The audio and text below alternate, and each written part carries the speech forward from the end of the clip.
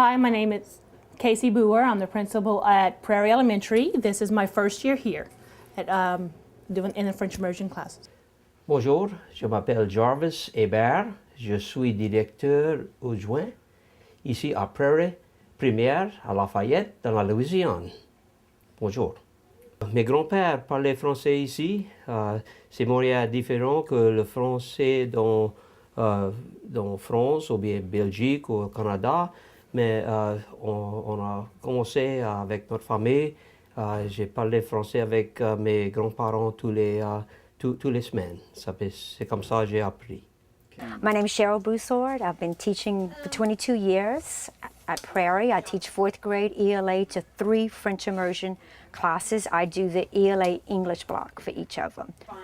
I teach the ELA block, which is English Language Arts, but in English. I do the writing, reading, and word study in English.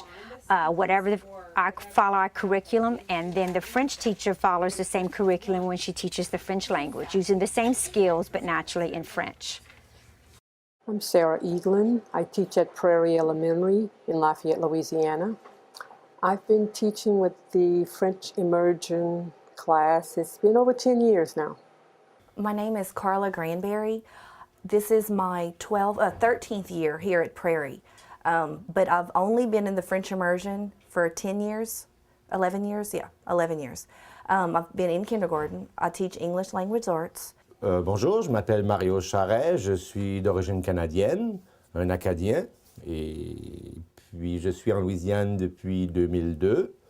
Je suis présentement ce que l'on appelle le World Language Content Instructional Strategist, ce qui consiste un peu à aider les enseignants au point de vue pédagogique dans le domaine de l'immersion, dans les écoles ici, dans la paroisse de Lafayette. Donc, je m'appelle Sabrina Benazouz, je travaille à l'école Prairie, dans la paroisse de Lafayette. Je suis enseignante en 2e grade et ça fait 10 ans que je suis en Louisiane. Unquestionably, some of the challenges we face are cultural differences. The tempo that things are done, there are some expectations from the district and from the state here that I think are demanding on anyone. But those kind of differences stand out in my mind as some of the more significant ones. Overall, the adaptability of our French teachers coming in is very good. They work together as teams. We're really a family here at Prairie, and we try to help one another quite a bit. Our English teachers help the French teachers, and conversely, the French teachers quite often help the English teachers too. They collaborate a lot in lesson planning and, of course, in trying to understand the immediate challenges when we have new people coming in.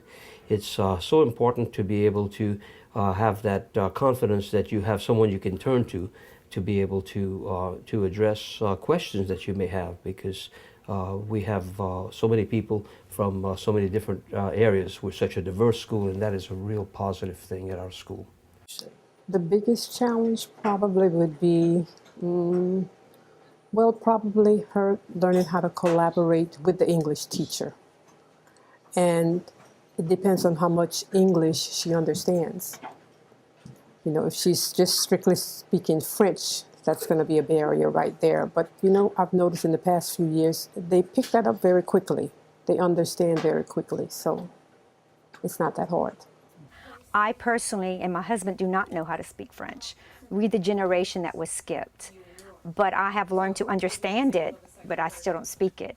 But I've had coworkers that come with very fluent in English. I have some come barely knowing any English, and we are able to communicate.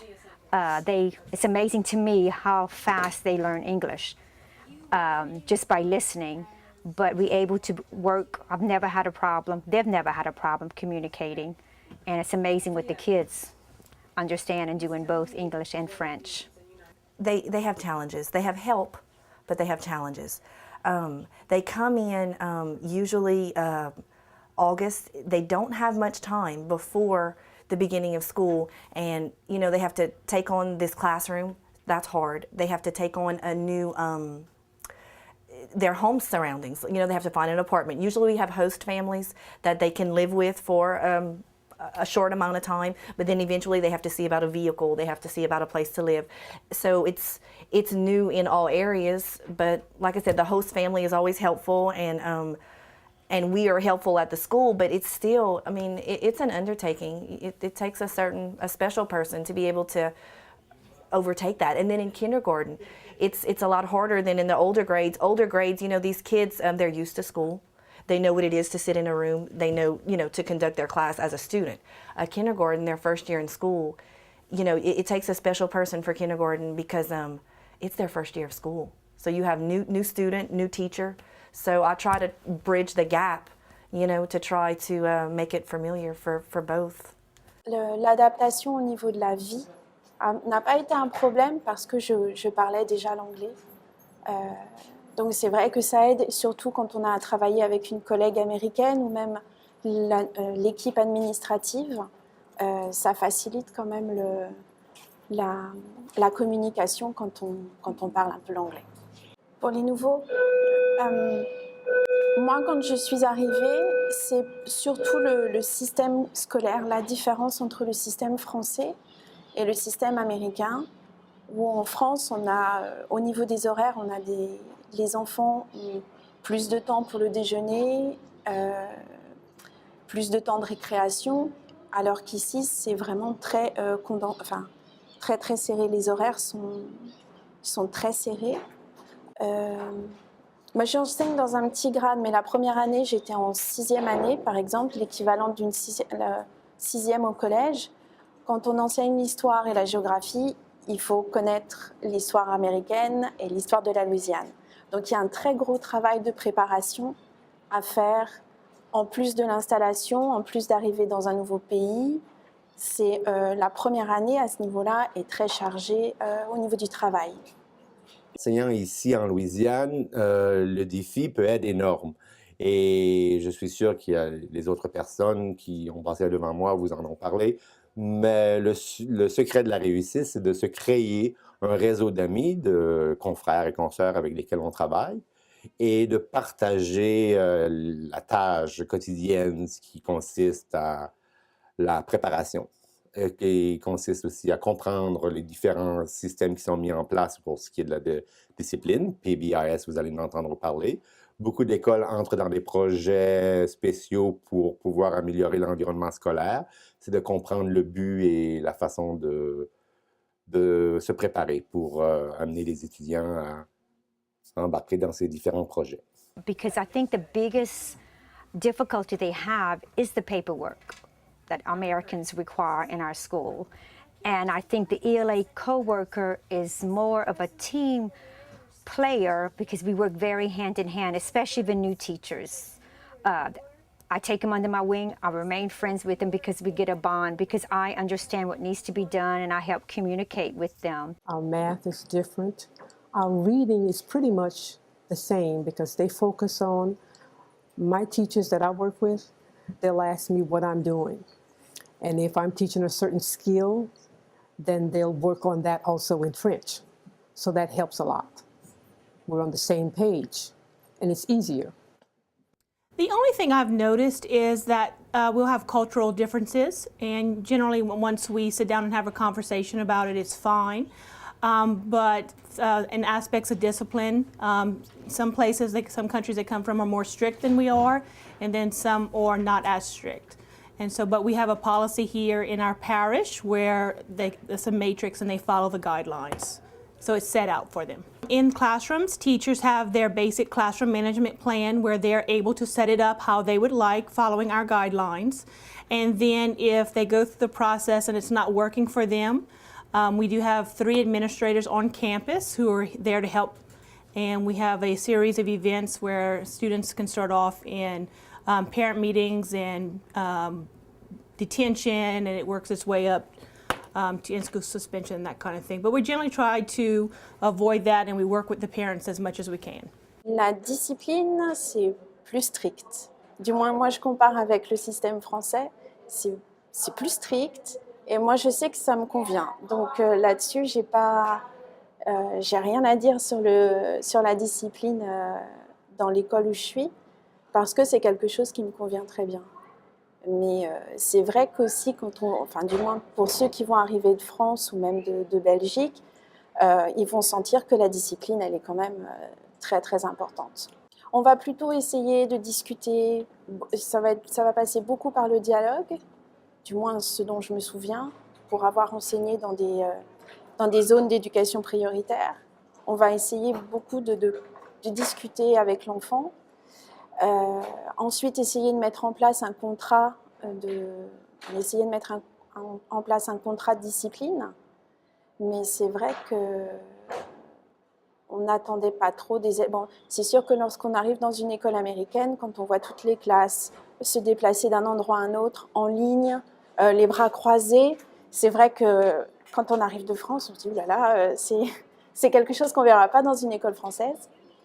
Mais par exemple, ici, dans l'école Prairie, où il y a presque 1000 élèves qui circulent tout au long de la journée, c'est quelque chose qui est un petit peu obligatoire. When we have conferences with parents, quite often the parents do not speak French. We have some who do. Quite often we have an opportunity to bring in the English teacher as well, who coordinates with the parents and clearly describes some of the challenges that their students are facing.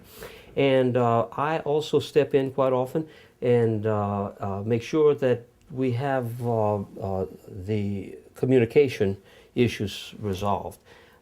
It's good to have a binding post on a campus where we can make sure that the parents understand exactly what the expectations of the teacher are, and that the teachers can also understand what questions the parents may have. Les enseignants ici sont évalués de deux façons. Une première, c'est ce qu'on appelle une campus evaluation, qui est proscrit par le ministère de l'Éducation ici à Bâton Rouge. Et on a les VM pour ceux qui ont ce qu'on appelle des core subjects, mathématiques, anglais, sciences et sciences sociales. Et donc, c'est les deux façons. Le campus, l'enseignant entre en salle le directeur entre en salle de classe, évalue vos méthodes pédagogiques qui suit une grille assez précise et que vous aurez le droit de voir la grille avant d'être évalué. Et le VM, c'est les tests. Ici en Louisiane, on a des tests standardisés sur lesquels on doit démontrer que nos enfants, que les élèves en salle de classe ont fait un progrès et on a un numéro de 0 à 80 à 100. Et ce chiffre identifie les apprentissages, les progrès que vos élèves ont faits. Le plus important, ici en Louisiane, en classe d'immersion, c'est que vous apportez votre richesse culturelle, parce que je crois que chacun d'entre vous aurait quelque chose d'important à donner à ses élèves. J'ai la chance cette année d'enseigner ce qu'on appelle ici au high school, en 12e année, ce qui est votre terminale. Et j'ai des enfants qui ont rencontré des enseignants de partout dans le monde, dans la salle de classe, et ça crée une richesse énorme. Donc, on a le point de vue canadien-français, le point de vue africain, européen, et elles sont essentielles pour les grandes discussions qu'on peut avoir avec des élèves en terminale. And they seem to enjoy it. I enjoy working with them, and they love the kids. So I think it's a very positive program. And like I said, I think every French teacher gets here, and at first they're a little overwhelmed, but soon their feet are planted and they're doing a wonderful job.